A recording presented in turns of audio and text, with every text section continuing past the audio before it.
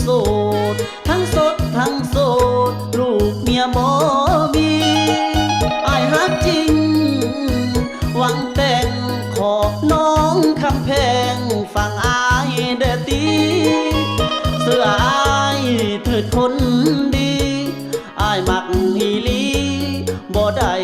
ขี้ตัวอ้ายฮักจริงหวังแต่งงานอ้ายขอสาบานก็ได้ทุนหูจะขอสาบานไว้